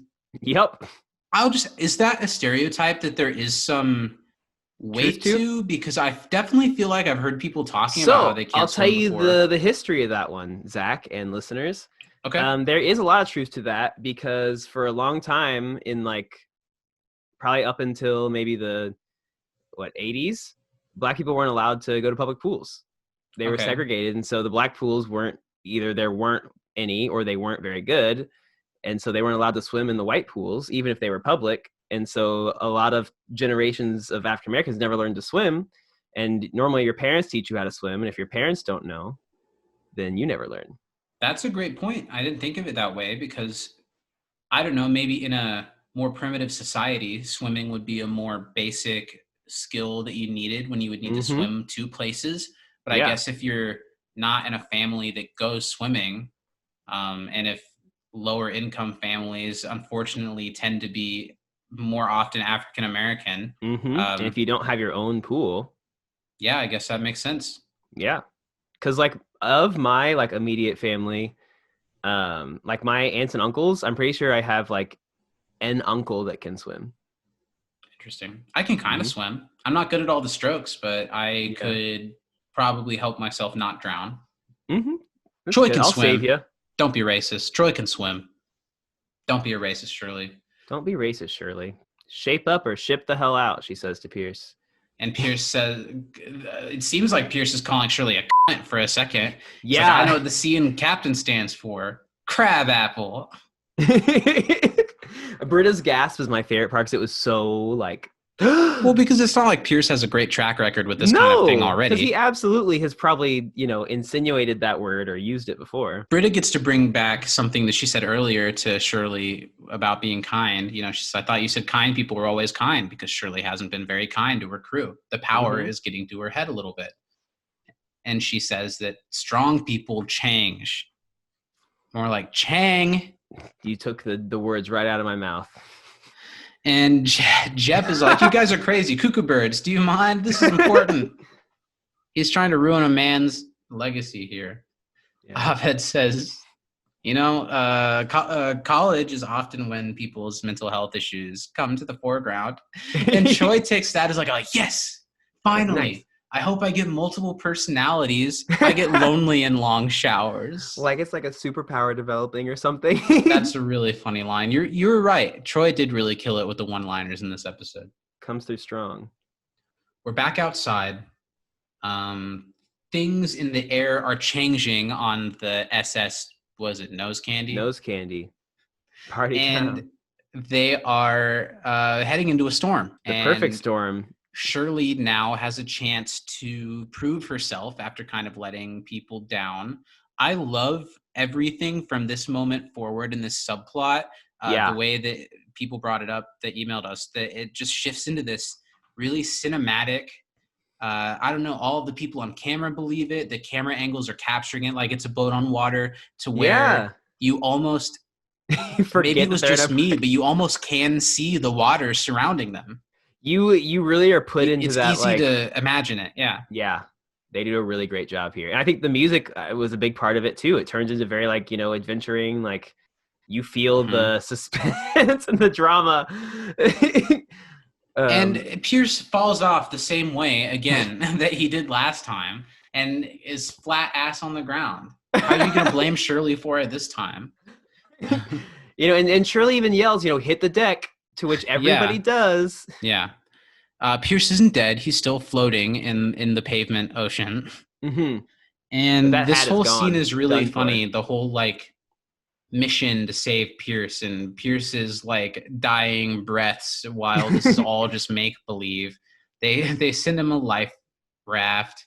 They try to pull him in, but they're really struggling to pull it. Maybe it's because he's not actually in water. They're just dragging a full weighted man across a parking lot. Yeah. And as Troy points out, his arms are kind of small for a quarterback. So between he and Britta, there's not a ton of,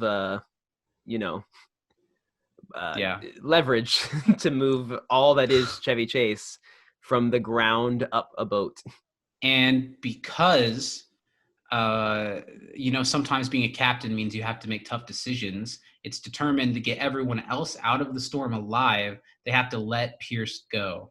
And all of the little sacrificial moments of this are very funny. The way that Troy and Britta drop the rope and change the course of the sail, and they start moving past Pierce. It's so dramatic and it's very funny. It almost has some, I don't know, it reminds me of a future episode a little bit, the KFC space shuttle episode.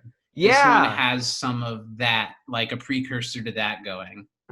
I really like Pierce dramatically pulling on the rope as it just unravels from Troy's hands to him. It's hilarious. What in God's name have we done? Troy says as Pierce cries and they start to take off without him. Chang rolls up to Pierce crying and drowning in the parking lot on his little moped, and he's like, "Get out of my parking spot." Now we cut back to pottery class. Jeff is still just complaining about Rich to Abed. Take an intermediate class if you're an intermediate. And you know that Jeff has not stopped talking about this the entire time he's been around them, too. Or slept or breathed. His facial expressions are gold here. His facial expressions and his movements and the way he's hunched over is all really good. And Abed has yet another great line when Annie says, I'm kind of scared. And Abed says this is good for him. He's confronting his own limitations. Abed is so smart and so He's on it. emotionally sound that upon just base level watching this episode, I would not have thought of Abed as a potential MVP. But the way that he handles all of these situations, I can see an argument here. You know, he's so got his head screwed on the right way. Yeah, he is like, as per usual, you know, more aware of everyone else than they are, but he really like is just a constant voice of reason here. Yeah, and then the moment happens, Jeff spots Rich humping the camel from a mile away, and as like the split second he does it, he's just been watching him to do anything that he read about in those encyclopedias. It's like, busted! And this scene is one of my favorites of the episode, but it's so cringy the way that he's like addressing the entire class about something that's really not that big of a deal. And he's just making himself look like a fool, and it's very funny. This is exactly what I was saying. It's like stuff like this with the Jeff character works really well. For him to be a character that's meant to be laughed at instead of him doing like the shitty stuff that he does, and we're expected to think of him as the cool winner, you know? Because it's a different like there's a difference between making an ass of yourself and being an ass. Absolutely. And I feel like they have, the second half of the season, really found that balance for him, which is a tough thing to pull off, but I don't know a whole lot of people that aren't Joel McHale that can pull it off this well. Joel McHale can pull off of me whatever he wants. Longtime friend of the show, Joel McHale. That part of the interview didn't make it. That was just for us. It's just on the OnlyFans. On his OnlyFans. On his, yeah. You have to be a $40 patron for that link. Yeah. He says, you're busted to Rich. And Rich just smiles. He's like, I am? I am? And Jeff explains to everyone very, like, obviously his life is over. Rich is done because he did the, what is it actually called? Throwing off the hump. Throwing off the hump, the advanced pottery technique, which if anything, this is just showing that Jeff studied ahead. Yeah, I have a question though to our listeners. Yeah, if we have any, well, you know that they can't experts, respond, right? Well, you know that there's nobody that's going to answer your question at this moment. This isn't a live stream. You weren't supposed. We're not on Twitch right now. Oh shit! I've sent out the wrong links every week. But if we have any pottery experts or people who are knowledgeable, is the throwing off the hump a real thing, and what purpose does it serve? I feel like it has to be, but it doesn't seem like, I can't tell if there was a purpose. It seems like it's just kind of like a trick shot. You know, it seems like it's just like a show offy. Oh, like you know, because you really got to flex when you're doing pottery. It's like slapping the base. Oh, that's fair. And Jeff lets everyone know that he read the entire Encyclopedia of Pottery last night, and that he knows that Rich is cheating because of this. And Rich is like, what are you talking about? And everyone is kind of like that. He gets real up in his face and says, you are no beginner, Santa Fe. This is when the teacher has to interfere. And it escalates. It escalates because Jeff is like, show everyone what you did so I can prove that I'm right. And Rich won't do it. So Jeff goes behind him and grabs him to try to make him do it again, which is the hilarious guy on guy, inadvertently doing the ghost scene. And you know what? I have to say, they delivered. It is the hilarious guy on guy ghost scene. And the rule has been broken. And Tony Hale gets to shine once again with another neurotic, like, losing it. Like, when he's trying to like get their attention, he lets out that like, hey, and it was so good. And then he points over to a sign that he has on his wall that's of Patrick Swayze with a big red X through it, as if like he's crossed him off the hit list. And he's like, I had it made before he died. It's not in bad taste. It's not in bad taste. Rest in peace. And he kicks Jeff out of the class. Well deserved. Yeah. Oh. And Jeff like even punches and ruins what Rich was making, which is mean. That was mean. Not cool. Mm-mm. And Rich is a little bit offended by it, prompting a great line from Tony Hale that, you know, Jeff, you just got kicked out of the class. That's so easy that people passing get a contact credit. It's very funny. Yeah. And Jeff, to mess around with the teacher, starts singing Unchained Melody, the song featured in Ghost. Were you expecting him to sing Ghost by Michael Jackson? I really was, and I was a little surprised when that was the one they... I don't think I know that song. How does it go? I don't know. Is there a song? Is there? Am I imagining all of that? Oh, man. Oh, my ghost. My ghost. Jeff slowly backs out of the room as he sings the song, kind of like I'm not touching you to the teacher so he can keep bugging him as he gets kicked out of the class. Tony Hale literally chases him out of the class and locks the door behind him so he can't come back in. And Jeff keeps singing at the window. He doesn't stop. He's giving a passionate performance. Did you look it up? Did you find anything? I did. Okay. Is it from in 1996? Is it from the Love Don't Cost a Thing version of Ghost? Yes, because it's from the 1996 short film entitled Ghosts by Michael Jackson. Okay. Which then the title track, Ghosts, was a hit. We cut to Pierce in this little garage, like storage unit area. He's building a rowboat.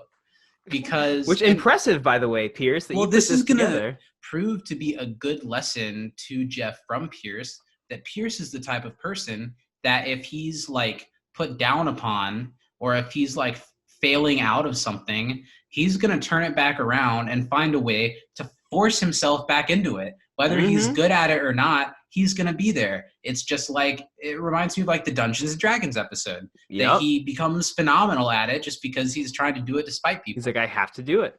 And Jeff walks up to Pierce, and the reason that he walks up is because he wants to hire a private investigator that Pierce had mentioned to him before to spy on Rich when he thought Ross Perot was cheating on his mom. Is that what it was? Yeah, I think so. And Pierce even knows. He's like, that guy in your class still bugging you? And Pierce tells him what he needs to hear, that Abed's been saying the whole time. You got to face it. This guy's good at something, and you're not good at it, so let it go. Yeah. And Jeff is confused why Pierce knows, but it's all over the school. You know, he just crazily outburst in a classroom. Of course everybody knows. Yeah. He then brings up, well, Pierce, why aren't you with the other people? And Pierce gets to mention that they drowned him in better grade. But aren't we discussing your flaws, Jeff? Why are you letting this guy get to you? What's funny about this is like Pierce he knows what he needs to do and what he's going to do. Yeah. This is not new territory for him, so it's kind of interesting to see him from the perspective of, which is not the first time in the series or, in the season that he kind of bestows some wisdom onto Jeff that actually ends up being a good bit of advice. They do it quite frequently. Sometimes Pierce is the person who gets through to Jeff. Yeah. Pierce asks Jeff what's really wrong and doesn't buy when he says, I made a bad pot. And Jeff just comes open and says, I always thought that I was special and different. And for lack of wanting to just to shorten it, he says, sometimes you have to come to terms with that you're not so special or so different at everything.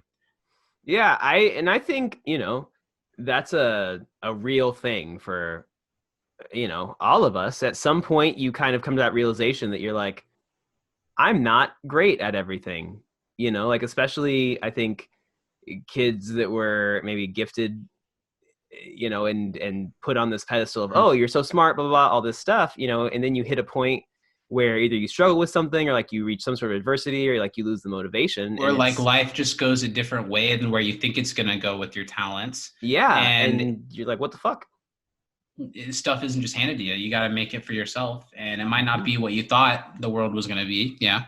Yeah. Pierce tells Jeff a story. He's getting ready to go meet his class again, even after they murdered him.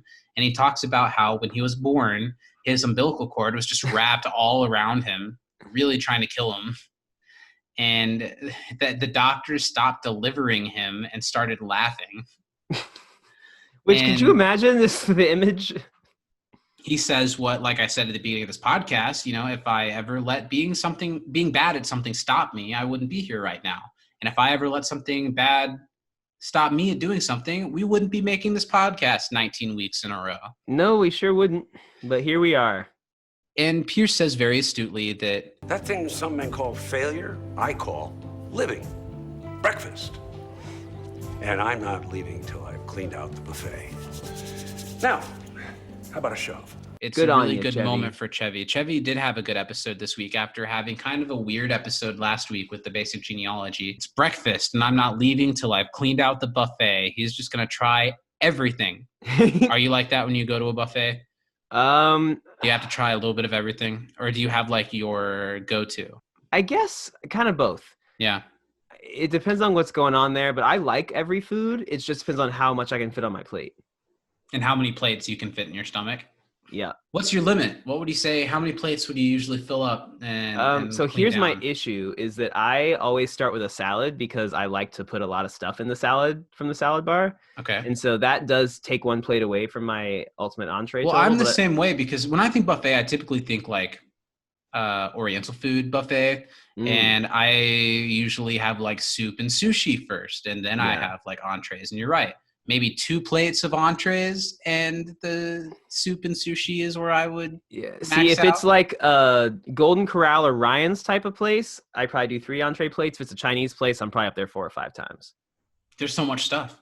There's so much stuff. And I feel absolutely awful afterwards, but it's great. But you knew what you were doing. Yeah. Do you know the place Yummies in Muncie? Yes, very well. What my old roommate and I, what we used to do is we'd go like at the beginning of the lunch, right? And we'd start eating and we would just sit there and stay and then just keep eating for a really long time. Well, I definitely have been in situations where maybe I've indulged a little bit in the jazz cabbage. And well, you have to at Yummy, like before you go to Yummies. And I'm with a pal, and we were looking for somewhere to eat, and we were like, let's go try out that place. And then we walk in, and it's just like a shining, bright beacon of light, 25 tables full of every kind of food, and it was just sensory overload. It was Was that us? Was that was I day. The last time I went there, it was kind of gross. Buffets I believe it. I think it's always been gross. I think buffets are a fine line because if you get it when it's fresh, it's good. But there are so many things that they can't keep everything fresh that a lot of it's going to be gross and crusty. Yeah, some questionable items. After Pierce gives Jeff a pep talk, he kind of undercuts it when he's like, now how about a shove? And he wants him to help push him on this rowboat, which Jeff obliges. He's like, I guess so. And he starts paddling away. All the imagery of Chevy Chase in a rolly rowboat with a paddle, very good. It's so funny because he's still like, it's good. Like he's going, but he's still struggling to like do it. Now we're back on the boat. Things are going really well for the crew.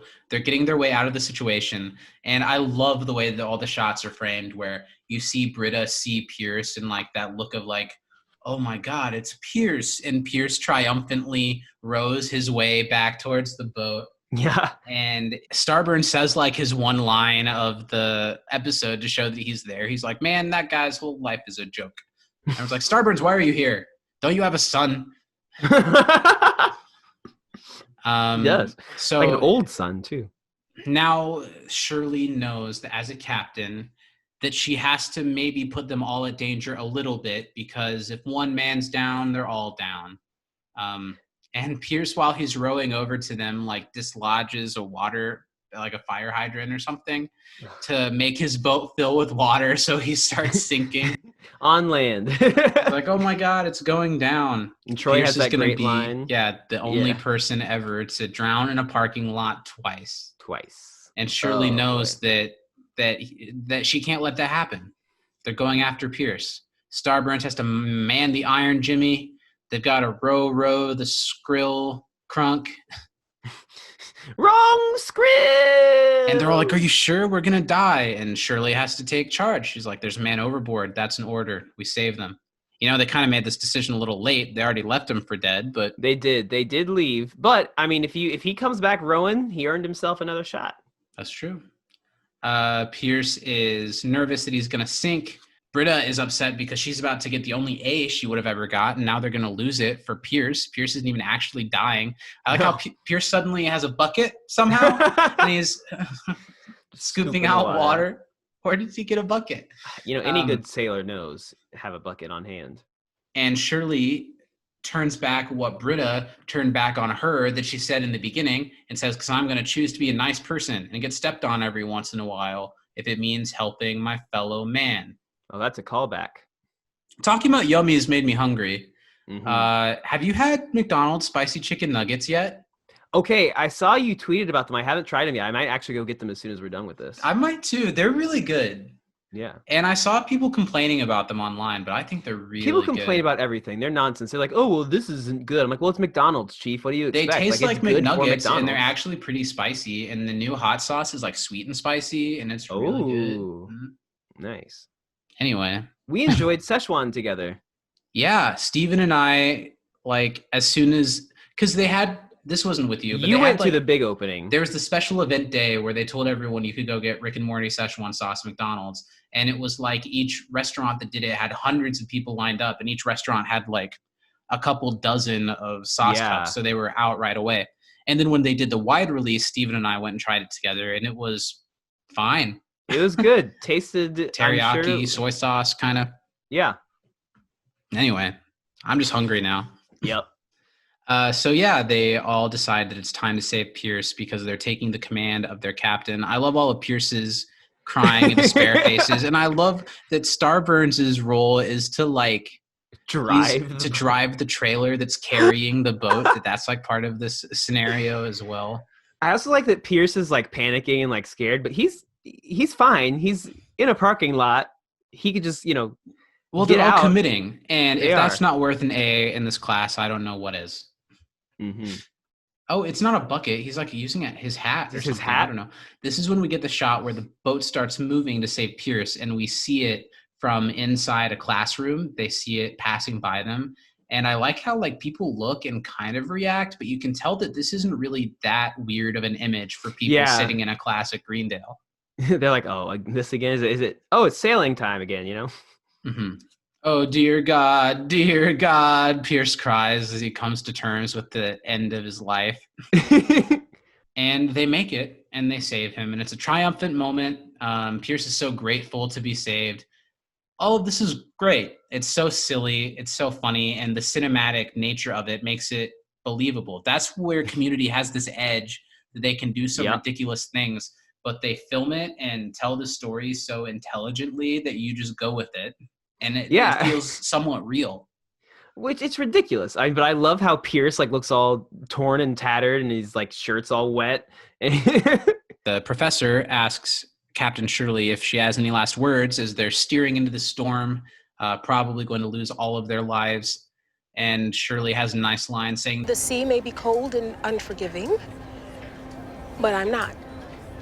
The ship might go down, but at least you'll go down with honor." And they all bring out violins and start playing from the Titanic movie. It's been an honor playing with you. Shirley gets promoted because of this to admiral, even though it doesn't really mean anything because the class is over. But she deserves it. And it's a good moment. And they all get their good grade, it seems. I thought I could have done without this last joke. Pierce said somebody has to do it, goes to the edge of the boat, says, "I'm king of the..." And the professor blows the whistle and shows his like crossed out portrait of Leo DiCaprio saying like, "No Titanics, don't ruin a perfect week." Yeah.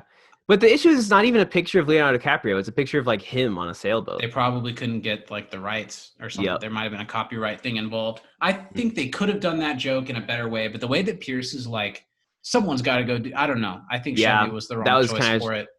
Shoved in there. Mm-hmm. Would have been more realistic if like Troy did it. Or if like they were having a cinematic moment at the end where they're sailing on the boat, like they're safe, and then someone does it. It might have even been funnier as an end tag, honestly. We cut back to the pottery classroom, and Rich is getting all up in that clay again. Jeff comes up to address him. Rich is a little bit like, I don't know if I want anything to do with this guy. Like, hey, please don't ruin my art again. Jeff says he's not going to spoon him again. And now Jeff has probably had a good night's sleep after Pierce's words, or he's been able to calm down, and says he can't explain his behavior. And you know what? Before he even gets to finish his apology, Rich stops him and is like, "You know what? We're good. No explanation needed." And the two men share a nice, honest moment where Jeff gets to kind of explain where he was coming from, and they get to kind of squash their beef. think it's nice. Yeah, I still feel like Jeff didn't really apologize. I mean, I know that he kind of got cut off in the middle of it, but he didn't really apologize. He didn't. You're right. He could have apologized. And he turns back, before Pierce rode away on his rowboat, he said, don't need luck, never had it. And here Rich says, well, good luck getting better at pottery. And Jeff says, don't need it. Now he doesn't care in the right way, and he's willing just to try and fail. Yeah. That's what it takes. Which, good for you, Jeff. Be bad at pottery. Now we get this moment that you said you had a little bit of trouble with. We get another Jeff's mom moment where Jeff's mom is saying the same thing to young Jeff, but like flipped to where, you know what, you're normal. You're going to be great at a few things and really bad at a ton of things, and that's okay. And it takes a lot of the pressure off, which is true. It honestly is so relieving a little bit when you realize how insignificant you are in the grand scheme of things, and that if in that insignificance you can find your niche and do a couple of things really well, you don't need to be world famous or world renowned for being talented at everything. Everybody's got something, and if you find your something, that's what you need. Totally. I think that especially through like the quarantine and everything, I've tried to find more things that, you can find joy in with yourself, things that you like to do, things that make you happy. But for some reason you've decided to do this. Yeah. Well, I still have to punish myself somewhat. Jeff's mom goes on to say, and I'm sorry it took me so long to tell you that. And I'm sorry that I only told it to you when you're imagining it. And then Jeff says out loud, it's okay, Mom. You did a perfect job. Yeah. Which Annie says, I bet I'm still scared. So what's your problem with it? I don't know. I feel like it wasn't super necessary other than setting up Rich's like monologue. I like that. That's good. Thank you. I just stumbled upon that one, huh? Yeah, I think that's good. I'm gonna trademark that. But I think that the second one, like just changing it, I don't know. It just didn't work for me. There wasn't necessarily anything bad about it. I just thought it was kind of unnecessary. It was almost like they needed to do it just so they could do this rich one. Just so they could set it. And I like the rich one. So maybe I'm fine with it being there because it sets up the rich one. And honestly, we haven't said hardly a single bad thing about this one other than Jeff being a little douchey as he walks in. And this is a small thing if this is your thing. Yeah. So I think that's a win. It is for sure. And we get this last blurb of Rich's mom calling him an idiot for making him a clay ashtray. And which I can only assume is the interaction they had after his first day of pottery where he brought her that gift and was so proud. And she was like, and it's like as Rich is making his best creation yet, there's a little like bird or frog piece that he's created to put on top of it. And his mom keeps saying like, all this stuff you're going to do isn't going to make anything better. Shouldn't you be practicing being a doctor? It's not going to bring your brother back to life. And the way Greg Cromer plays this off, the smile turning into like sadistic nature. I see the serial killer, in his eye. Absolutely. He's got like pain. And I'm wondering what really happened on that roller coaster. Did he push his brother? Find out this and more you. Next time on Dragon Ball Z. I feel like I've just got to bring it up on behalf of the audience. That's the third week in a row you said that. And they still keep coming back to find out what happens next. So okay. Got to give them a little cliffhanger to keep them coming. Yeah. That's the end of the episode. And I tend to like the episodes that end a little bit more warmly, but I really like it ending on that weird. I do too. Rich, I don't know, descending into madness. Let's talk about the end tag really quick. Not a lot to say. Chang is back and strutting into the locker room at the YMCA after a long day of doing the Chang thing. And he opens up his locker and his stuff has been stolen. Again. So he just leaves wearing nothing but his Speedo, some flip-flops, and his bike helmet.